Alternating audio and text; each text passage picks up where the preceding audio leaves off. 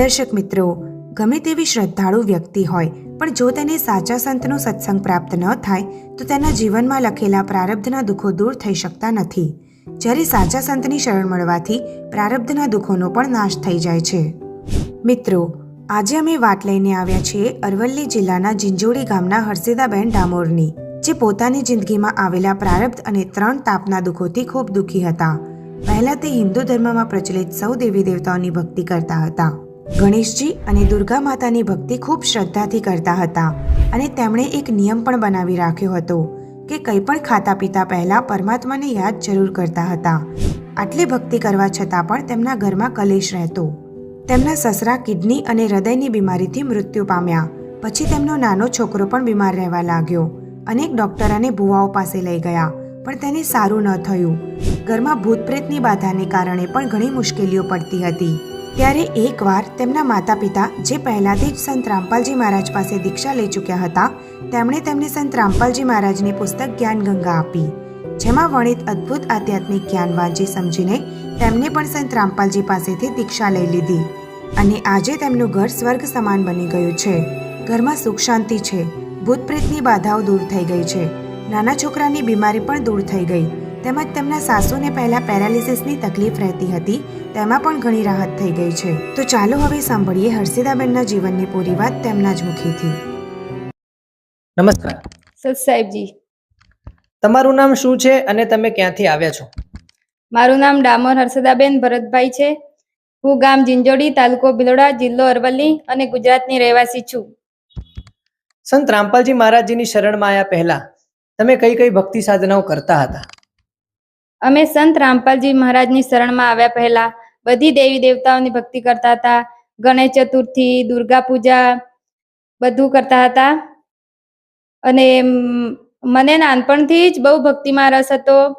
મને એવો નિયમ બનાવી રાખ્યો હતો કે જય પરમાત્મા આવું બોલી અને હું ખાતી અને પાણી પીતી હતી. સામેવાળું વ્યક્તિ એનો ઉત્તર આપે ત્યારે જ હું ખાવાનું અને પીવાનું કરતી હતી. આવું બધું મને કરવાથી મને બહુ શાંતિ મળતી હતી. હું નાનપણથી ધોરણ 6 માંથી હોસ્ટેલમાં મૂકી દીધી હતી. ત્યારથી જ ત્યાં મને રાત્રે ઊંઘતી ત્યારે પરમાત્માનું આવું પ્રાર્થના કરી અને ઊંઘતી, સવારમાં ઉઠતી ત્યારે પ્રાર્થના કરીને ઉઠતી. આવું બધું કરતી હતી. મને આવું બધું ખબર નહોતો કે એનો લાભ શું થશે, પરંતુ આવું કરવાથી મને બહુ શાંતિ મળતી હતી. મને બહુ ભક્તિમાં રસ હતો, એટલે હું પરમાત્મા આવું બોલીને ખાતી અને પીતી હતી. પછી સામેવાળું વ્યક્તિ ઉત્તર આપે ત્યારે જ આવું બધું કરતી. પછી થોડા વર્ષો પછી મારા લગ્ન થઈ ગયા, એટલે આવી રીતે હું નાનપણથી ભક્તિ કરતી હતી. તો શું તમને આ તમામ પ્રકારની ભક્તિ સાધના કરવાથી કોઈ લાભ પણ મળતા હતા? લાભ તો કશું ના મળ્યો, પણ બહુ નુકસાન થયું. જેવા કે મારી મમ્મી બહુ બીમાર રહેતી હતી. મારી મમ્મી મૃત્યુની નજીક પહોંચી ગઈ હતી જ્યારે અમે નાના હતા, 2 ભાઈ બહેનો. પછી મારી મમ્મી સારી થઈ એટલે મારો ભાઈ એનું મૃત્યુ થઈ ગયું. આવું બધું અમારા ઘરમાં બહુ નુકસાન થતા હતા. મારા પપ્પા મજૂરી કરતા હતા. પછી જ્યારે સાંજે પૈસા લઈને આવે તો સવારમાં 1 રૂપિયો પણ ના જોવા મળતો હતો. આવી બધી આર્થિક સ્થિતિ હતી અમારી. પછી આવું બધું નુકસાન થતું હતું ઘરમાં. થોડા વર્ષો પછી મારા લગ્ન થઈ ગયા. પછી ત્યાં સાસરીમાં બધું મારા ઘરથી છે દારૂ પીવા લાગ્યા, બધું કંકાસ કરવા લાગ્યા. ઘરમાં કઈ શાંતિ નથી, અશાંતિ હતી. પછી થોડા વર્ષો પછી મારા સસરાને કિડની ફેલ થઈ ગઈ. બંને કિડની ફેલ થઈ ગઈ. પછી હૃદયની બીમારી લાગી અને થોડા 1 અઠવાડિયામાં એમનું મૃત્યુ થઈ ગયું. પછી મારો બાબો છે, નાનો બાબો, એ પણ બીમાર લાગવા લાગ્યો. પછી તો અઠવાડિયે અમે ભુવાઓ જોડે જતા હતા. ભુવાઓ જોડે જતા અને બહુ પૈસા ખર્ચ કર્યા, પણ કોઈ લાભ થતો ન હતો. અને મારા સાસુ છે, એમને પેરાલિસિસ થઈ ગયો. એમને અત્યારે એ સારા છે. બેન, તમે જેમ કીધું કે તમે આટલી બધી ભક્તિ કરવા છતાં પણ ઘણા બધા જીવન દરમિયાન દુઃખ દર્દો સહ્યા છે, તો પછી બેન તમે સંત રામપાલજી મહારાજજીની શરણમાં શા માટે આવ્યા? શું કારણ બન્યું કે તમારે સંત રામપાલજી મહારાજજી પાસેથી નામ દીક્ષા લેવી પડી? સંત રામપાલજી મહારાજની શરણમાં મારો બાબો એ બહુ બીમાર રહેતો હતો. બહુ એટલે બહુ જ અમે આખે દવાખાને ફર્યા, ભુવાઓ જોડે ફર્યા, ક્યાંય અમને થોડીક પણ શાંતિ ના મળી. એટલે અમે મારા મમ્મી પપ્પા 2013 થી તેમને સંત રામપાલજી મહારાજ પાસેથી દીક્ષા લીધી હતી. તેમને મને જ્ઞાનગંગા પુસ્તક આપ્યું હતું.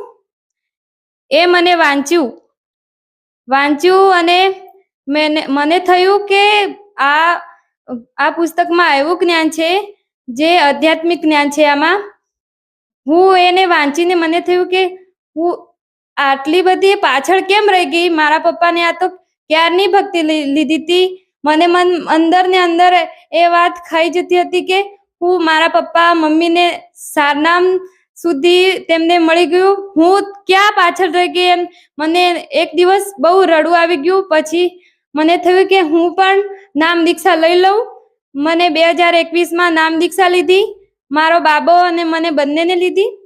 તમે જેમ કીધું કે 2021માં તમે સંત રામપાલજી મહારાજજી પાસેથી નામ દીક્ષા લીધી, તો જે શ્રદ્ધાળુ સંત રામપાલજી મહારાજ પાસેથી નામ દીક્ષા લઈ લે છે તેમના જીવનમાં જેટલા પણ દુઃખ દર્દ હોય છે તેથી તેમને છુટકારો પ્રાપ્ત થઈ જાય છે. તો શું તમારી જોડે પણ એવું કંઈ થયું? હવે મારો બાબો બહુ સ્વસ્થ છે. એ સ્કૂલે જાય છે. એને પગનો દુખાવો રહેતો હતો, એ પણ મટી ગયો. મારા ઘરમાં બહુ કંકાસ રહેતો હતો. સાંજ પડે ને બહુ ઝઘડા શરૂ થઈ જતા.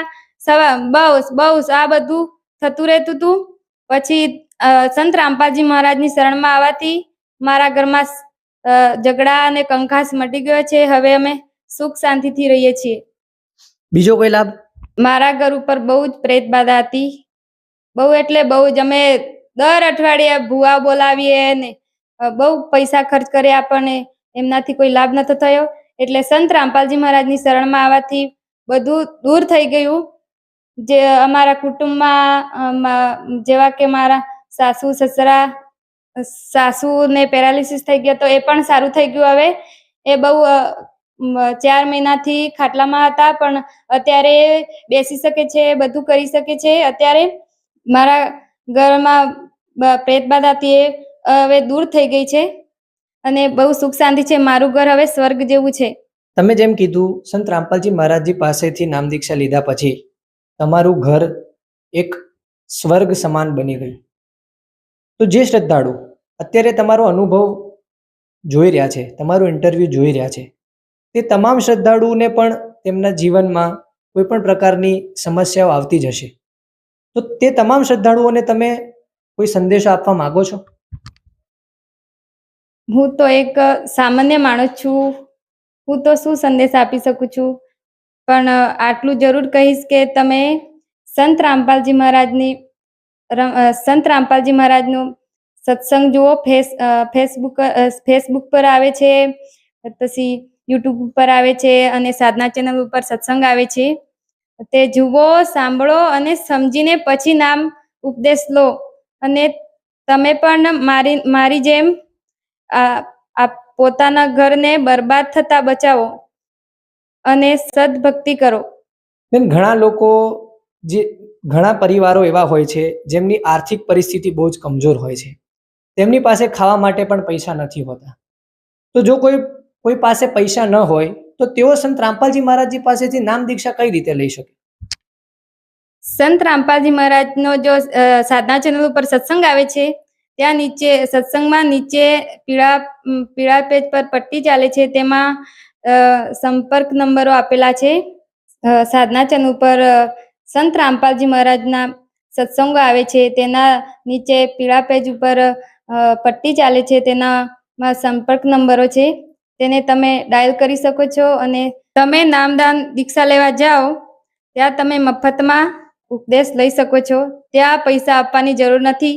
ત્યાં ફ્રીમાં નામદાન આપવામાં આવે છે. ધન્યવાદ. સત સાહેબજી.